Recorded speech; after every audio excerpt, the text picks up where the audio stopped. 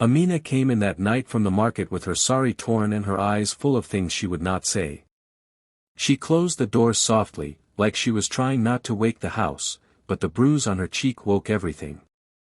Mum wrapped a shawl around her and whispered, "Don't tell anyone, or we will lose everything." Dad's hand shook when he pointed at us and said, "If we speak we are cut off, no help, no name." My chest tightened with a kind of cold I had never felt before. I could see the way our neighbors' smiles had been bought with favors, how our family's name was held like a shield over small crimes.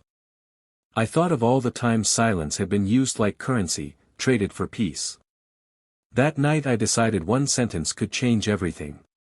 I said, "No, we will not be quiet," and the words sounded heavier than I expected. Amina looked at me like I had opened a door she had been too scared to touch. Threats followed, calls from men who said they could make this go away, promises of money to keep us from the truth. But the bruises, the torn sari, the voice that finally broke in the kitchen could not be bought. I felt the room tilt toward a choice: keep living under the weight of our father's empire, or step into a courtroom and let the truth burn the house down. I chose the courtroom. We grew up in a house that looked like a promise. From the street in Kileo you could see the carved gate, the white columns, the brass nameplate that read our father's trading company. People pointed at the building and said good things. They said our family brought jobs, that my father was generous, that he helped when disasters came. Inside, the rooms told a different story. At community events our parents stood together and smiled the way people who practice smiles do. They shook hands, pressed envelopes into palms, and made speeches about unity. Later, after the guests left, the laughter thinned and the voices got small.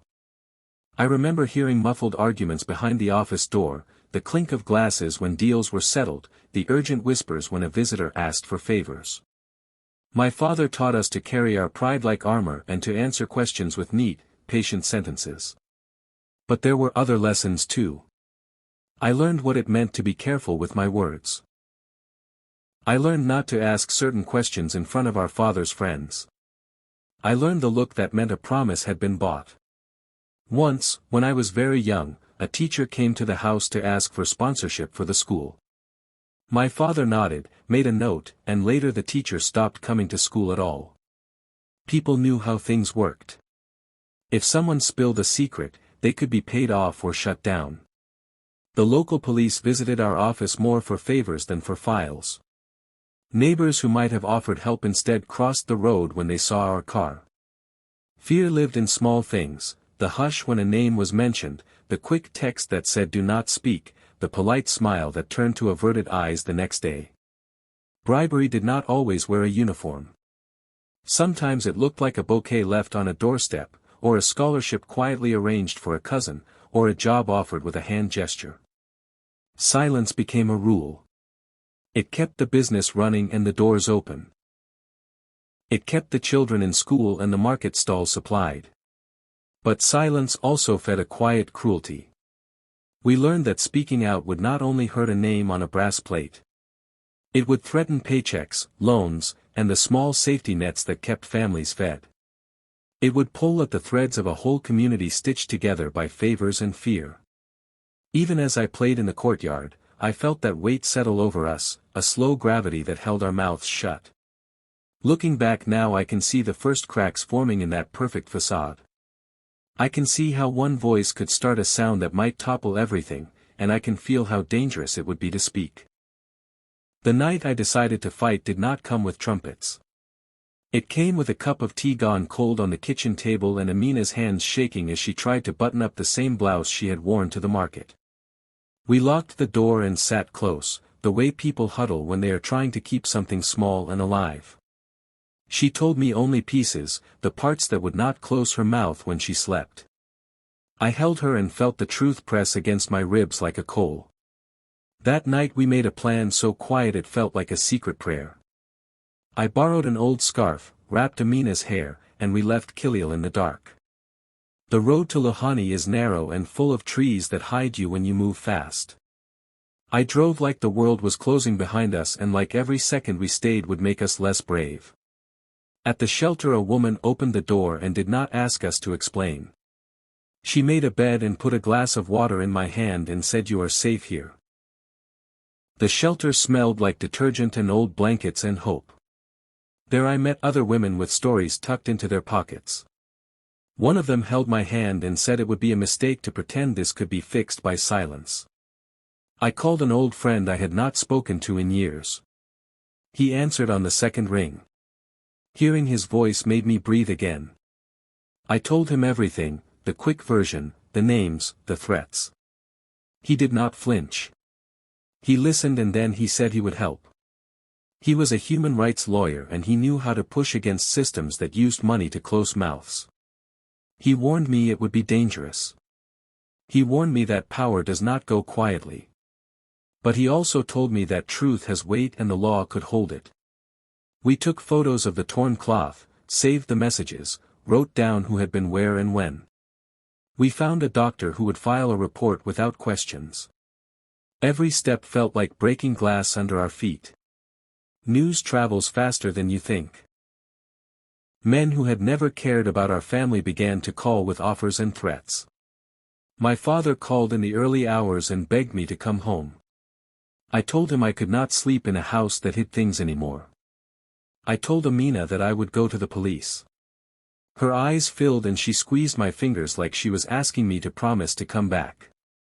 On the phone my friend's voice was steady and cold and he said 3 words that landed like a stone: "They will come for you." We started gathering proof like people trying to catch a ghost. I kept Amina's torn dress in a brown paper bag and opened it only when my hands were steady enough to breathe. We saved every message that landed on her phone, the ones that hummed like small alarms and then vanished. I learned how to take screenshots, how to forward them to a safe account, how to copy the timestamp so nothing could say the evidence was made up. A neighbor who had once nodded politely at our gate agreed to talk because she had seen a man take a shortcut behind the market that day. Her voice shook when she told the truth. She said the car's color, the time, the direction. Small things like that add up. We found a doctor who would speak honestly and mark the injuries in a report. We wrote down names, dates, and the little details that do not sit well with a lie. For a while it felt like the tide was turning. Then the tide turned back. The first sign was delay. The police told us they were busy, that the file would be next. Days became weeks. The doctor's notes that had been clear on the day became fuzzy when they sent an official report. Pages were missing. An extra line appeared where there should not have been a line at all. We watched a paper trail get rewritten like someone was erasing a map. Calls came from numbers we did not know, polite and automatic, offering help and asking us to think of the family. Men in suits came to the shelter and asked questions that sounded caring until their eyes found us as if we had been a problem to solve. Someone close to my father started offering cash to the neighbor who had spoken. A cousin who worked in the office called and said maybe this could be settled quietly. Friends who had promised to stand with us started to back away because the company that held the town's loans was saying it might pull support. People who used to cross the street to greet our family now avoided our house because power had a way of making caution a survival skill. At the station a folder that should have been 3 pages long arrived with holes and stamps and a different date. When my lawyer pushed, an officer laughed and told him power works in many languages. I felt the breath of the empire on our necks. Evidence that had seemed solid now wavered under weight that had nothing to do with truth. It began to look as if the law could be bent by pockets deep enough to fold a whole community. Every honest testimony became a risk someone else would pay to silence. The courtroom that had felt like hope started to feel very far away, like a light on another shore you could see but not reach. We spent weeks getting ready for a room full of strangers to watch us break and then watch us put the pieces back together. In the shelter we practiced out loud until our voices stopped shaking. My lawyer sat across from us and asked questions like a man who wanted to poke holes in our story, so we learned how to answer without giving him anything to twist. We learned to slow our speech, to breathe before a sentence, to name facts instead of feelings when the defense tried to drag us into questions meant to shame. Amina would rehearse the day at the market again and again, saying exact times, the names of stalls, the sound of the vendor's bell, so that her memory would be a map and not a story someone could call fiction. Sometimes she could not finish. Her hands would tremble and she would press them into her lap and count the tiles until she could speak again. I practiced too, reading the exact texts aloud, showing how the torn seam matched the photo, pointing to the neighbor who could place the car down the alley. We role-played the worst things they could ask so we would not be surprised. We practiced crying without losing the thread of what we were saying. We practiced staying silent when they tried to shame us with questions about our family life. We rehearsed how to look the judge in the eye and not break. At night I would lie awake imagining the courtroom and feel all the old small-town faces in the gallery, the people who had pretended to be our friends. That thought hurt, but it hardened me too. Our lawyer taught us how to turn an attack into evidence by answering plainly, by repeating a fact until even a paid witness could not call it back. We taped our testimony to listen for soft spots and fixed them. We found small anchors to hold us steady. A scarf in my pocket, a scrap of Amina's sari folded inside my bag, a note from the woman at the shelter that said you are not alone. Each time we practiced, our story became less raw and more exact. The fear of being shamed did not leave, but it grew smaller compared to the need for truth. I decided to take the stand because someone had to name the scheme and the men who fed it. I would speak calmly and clearly.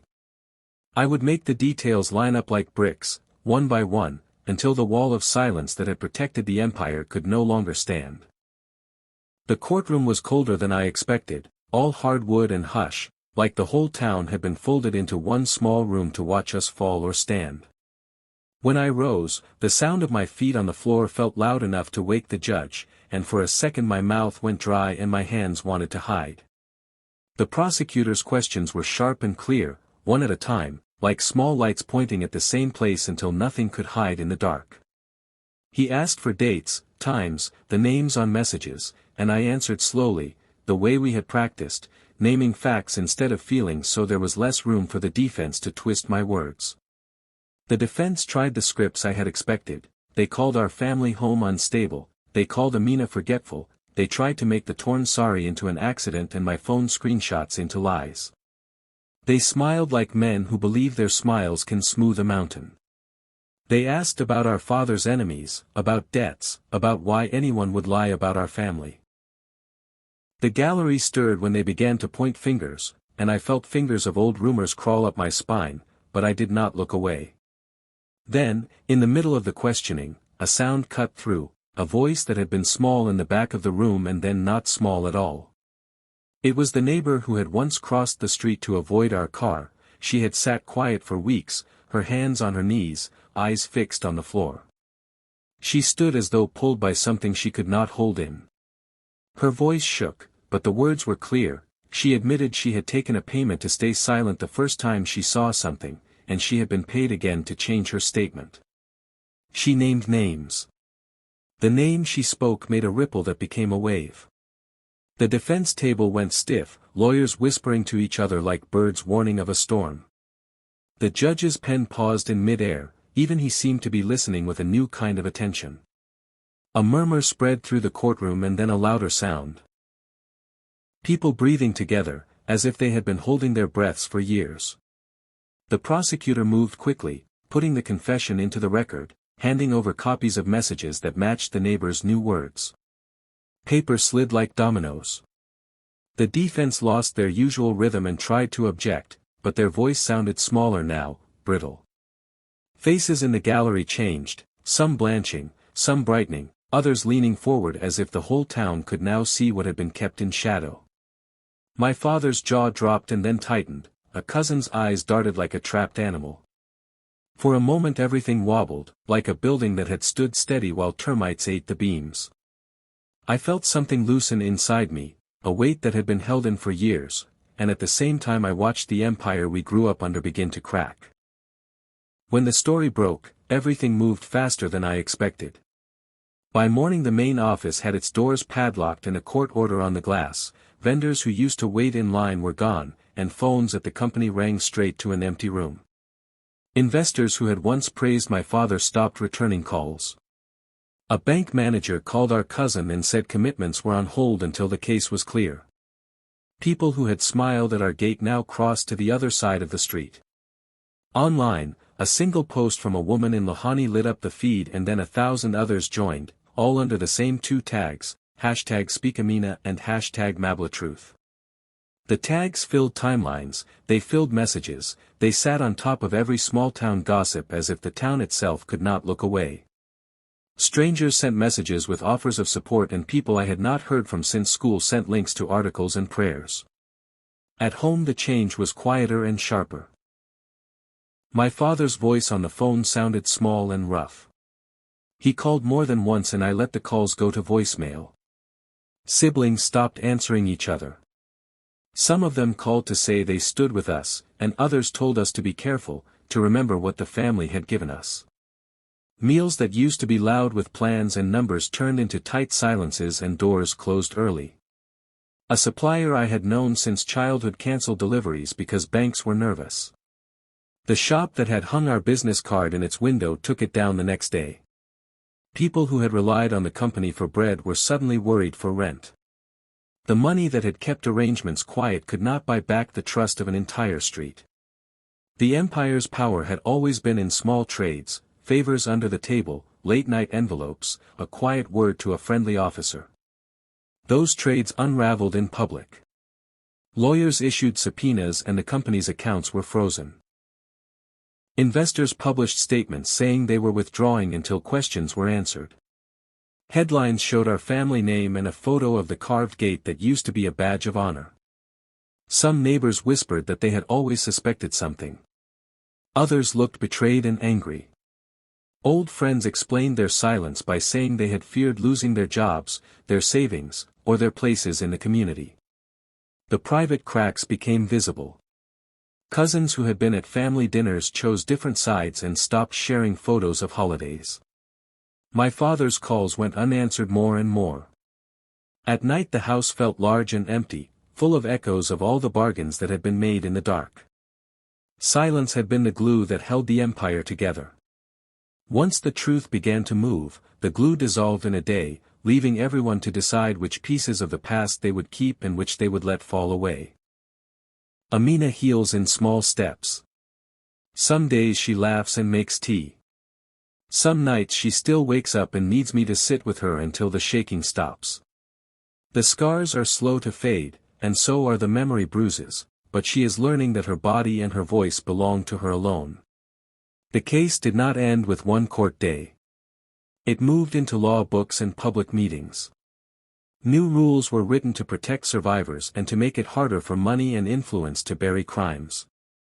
Local leaders in Kileel could not ignore the crowds. People stood in the square with signs and chants. They wanted safe places for women, fast investigations, and independent oversight of police work. The shelter in Lahani got more funding. Volunteers came to teach legal rights and how to collect evidence. Students organized nights of testimony where survivors could tell what happened without fear. The hashtags became a map of support.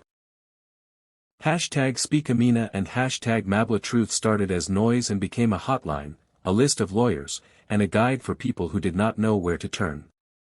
I met others who had been quiet for years and helped them write statements. We set up a small fund to cover travel, food, and emergency housing for anyone who needed to leave quickly. This work is not finished.